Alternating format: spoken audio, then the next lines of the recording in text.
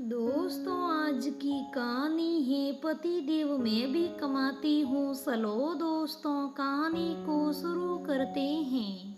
आज जब स्वाति के उसके घर में काम करने वाली मेड राधा ने कहा मेरा भी तो आत्मसम्मान है, उसके लिए मुझे खुद ही लड़ना होगा। उसके बाद स्वाति को अपने ऊपर बहुत ही शर्म आ रही थी कि एक अनपढ़ काम वाली भी ये जानती है कि उसका भी आत्मसम्मान है, तो फिर वो तो पढ़ी लिखी नौकरी पेशा वाली होकर ये बात क्यों नहीं समझ पाई और अपने लिए आवाज क्यों नहीं उठाई। स्वाति और सत्रक एक ही कंपनी में साथ में काम करते थे।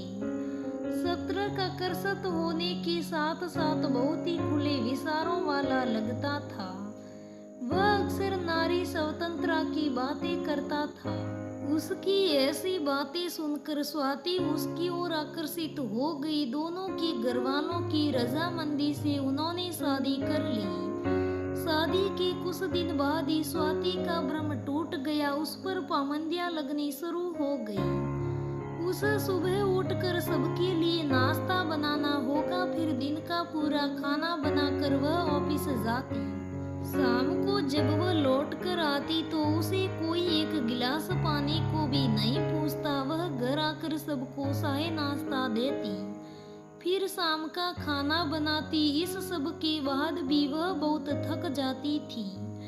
इतना सब करने के बाद भी कोई उससे खुश नहीं दिखता था। हर कोई ताना मारने में पीछे नहीं रहता। सतर्क तो हर समय उससे नाराज ही रहता, क्योंकि इतना काम करने के बाद वह बहुत थक जाती थी और उसे समय नहीं दे पाती थी। शादी से पहले स्वाति ने जो सपने देखे थे वो टूट कर बिखर गए। धीरे धीरे उस पर काम के लिए सब गुस्सा होने लगे।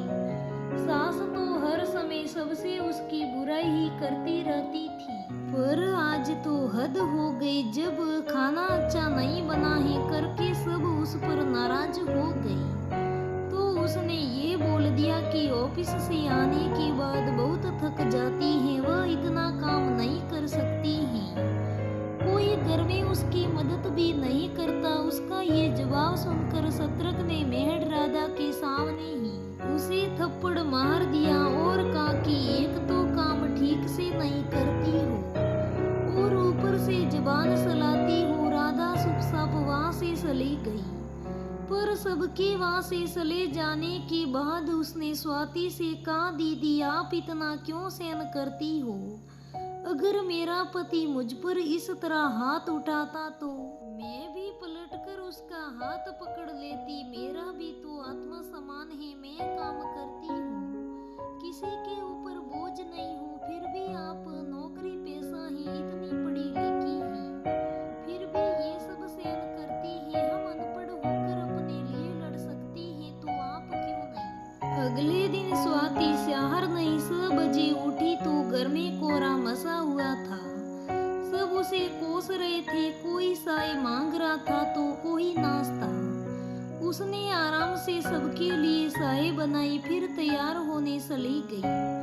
सत्रक का गुस्सा तो 7वें आसमान पे था। वह तैयार होकर आई तो सब उस पर भड़क उठे। नाश्ता कब मिलेगा, दिन का खाना कब बनाओगी? तो स्वाति बोली नाश्ते की पूरी तैयारी कर दी है, राधा सबको करा देगी। आज से दिन का खाना मम्मी जी और दीदी मिलकर बना लिया करेगी और शाम को जब सब मेरी मदद करेंगे तो मैं खाना बना पाऊंगी। मैं ऑफिस से बहुत थक कर आती हूँ, मुझसे इतना सारा काम नहीं होता।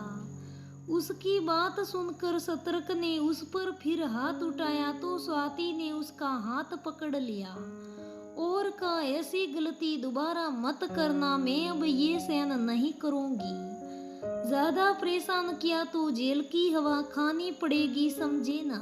मेरा भी आत्मसम्मान है, उसमें मैं ऐसे किसी को कुचलने नहीं दूंगी। अब मेरी समझ में आ गया है, अपने सम्मान के लिए खुद ही लड़ना होगा। सब लोग स्वाति का ये रूप देखकर हैरान हो गए, पर रसोई में खड़ी राधा मुस्कुरा रही थी। ये सच है अपने आत्म सम्मान के लिए हमें खुद ही लड़ना होता है, कोई दूसरा हमारे लिए यह नहीं कर सकता है।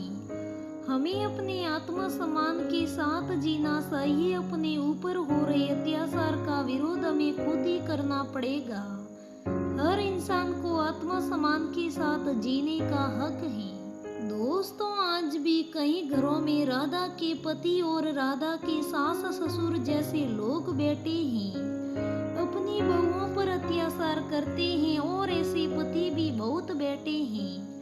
अपनी पत्नी दिन भर कमाती है और रात को उस पर गुस्सा करके हाथ उठाता है। ऐसे पति पर थू होना चाहिए। ऐसे पति को क्या साथ रहना, ऐसे पति को क्या साथ देना। उसके मुंह पर तो एक खींच के मारनी चाहिए। दोस्तों, ये कहानी कैसी लगी मुझे कमेंट करके ज़रूर बताइएगा। अगर कहानी अच्छी लगी तो लाइक करना, शेयर करना, मेरे चैनल को सब्सक्राइब करना। धन्यवाद दोस्तों।